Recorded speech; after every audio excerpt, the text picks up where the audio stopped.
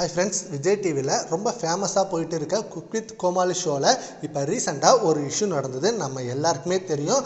அதுவும் திவாகர் தான் இந்த இஷ்யூவை ரொம்ப பெருசாக பெருசாக்குனது.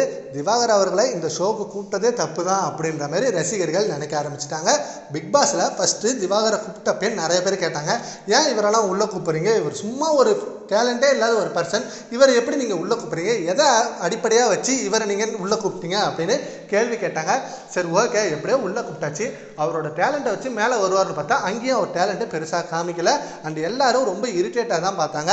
அண்ட் அதுக்கப்புறம் அவர் வெளில போயிட்டார். இப்போ குக் வித் கோமாளியில் கூப்பிட்டப்ப கூட இவரெல்லாம் ஏன் உள்ளே கூப்பிட்றீங்கன்னு நினச்சாங்க. ஆனால் உள்ளே கூப்பிட்டப்ப அவர் நடந்துக்கிட்ட விதம் அங்கே யாருக்குமே சுத்தமாக பிடிக்கல. அதுவும் முக்கியமாக லேடிஸ் கிட்ட இவர் தப்பாக பேசி நடந்துக்கிட்ட விதம் எல்லாருக்குமே ரொம்ப ஷாக்கிங்காக இருந்தது. அதை மாக்காப்பா, புகழ், கானாவினத் எல்லாருமே கேட்டுருக்காங்க. ஆனால் அதை ஒரு பிரச்சனையாக்கி வெளில வந்து போலீஸில் கம்ப்ளைண்ட் கொடுத்தாரு திவாகர் அவர்கள். மாக்காப்பா குடிச்சிட்டு என்னை இரும்பு ராடால் அடித்தார், இது எந்த விதத்தில் நியாயம் அப்படின்னு கேட்டிருந்தேன். ஆனால் அதுக்கப்புறம் மாக்காப்பா, புகழ், கானா வினோத், குரேஷி, அறந்தாங்கி நிஷா இப்படின்னு எல்லாரும் ஒன் பை ஒன்னாக வீடியோ ரிலீஸ் பண்ண ஆரம்பித்தாங்க.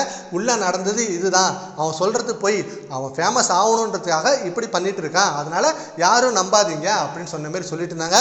மாக்காப்பாவுக்கு இந்த இஷ்யூ மிகப்பெரிய அளவில் பேர் போணுச்சு. எல்லாருமே மாக்காப்பாவை கேட்க ஆரம்பிச்சுங்க, நீங்கள் குடிச்சிட்டு அடிச்சிங்களா அப்படின்னு.